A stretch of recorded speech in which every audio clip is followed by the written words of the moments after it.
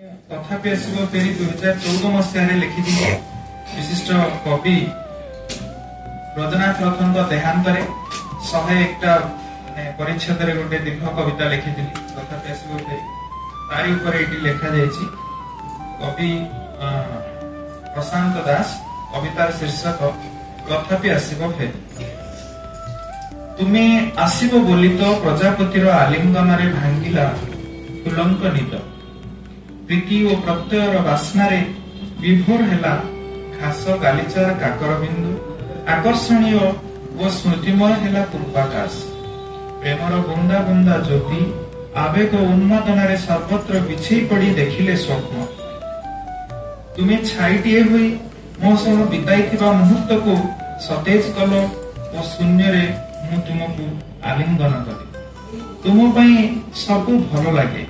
स्वप्न कल्पना आशा आशंका तुम्हें तो एक दिव्य प्रेमर अनुभव और निष्कपट संपर्क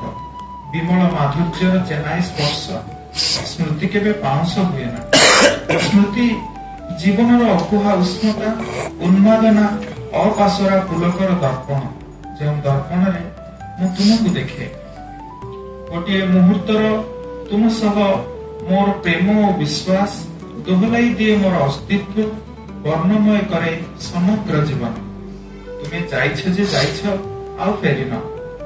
जाने मु प्रेम पड़िले हृदयर उच्छ्वास सबू बेले बेले निरुत्तर हुअंती उत्तेजना रे ढांकी पकांती राति और दिन एक प्रगाढ़ विश्वास सरल आत्मीयता रे मु अपेक्षिछि शक्त भावे बांधिछि संपर्कर डोरी मुठा मुठा स्वप्न और संभार साइतिछि जानिछि तुमे दिने आसिबो फेरी।